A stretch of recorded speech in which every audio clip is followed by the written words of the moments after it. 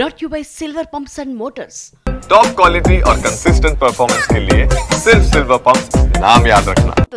ఉస్తాద్ భగత్ సింగ్ పవన్ కళ్యాణ్ కు చివరి సినిమా కాబోతోందా? అందుకే ఒప్పుకున్న సినిమాలన్నింటినీ అంత వేగంగా పూర్తి చేస్తున్నారా?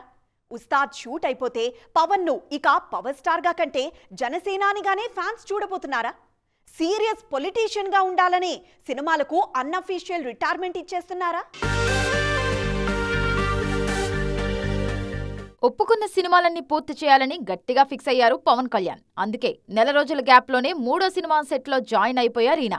ఆ మధ్య హరిహర వీరమల్లు, ఈ మధ్య ఓజీ, తాజాగా ఉస్తాద్ భగత్ సింగ్, ఇలా 2 ఏళ్లుగా పెండింగ్ లో ఉన్న ప్రాజెక్ట్స్ అన్ని ఒకేసారి పూర్తి చేస్తున్నారు పవర్ స్టార్. హైదరాబాద్ లో ఉస్తాద్ షూటింగ్ మొదలైంది. పవన్ కూడా సెట్లో అడుగుపెట్టారు.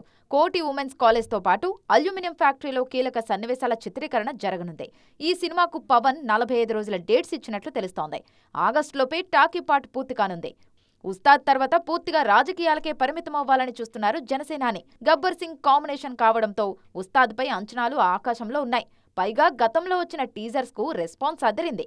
పవన్ పొలిటికల్ ఇమేజ్ దృష్టిలో పెట్టుకుని కథ సిద్ధం చేశారు హరీష్ శంకర్. మొత్తానికి ఉస్తాద్ భగత్ సింగ్ పూర్తయితే అధికారికంగా పవన్ ఒప్పుకున్న సినిమాలన్నీ పూర్తయినట్లే.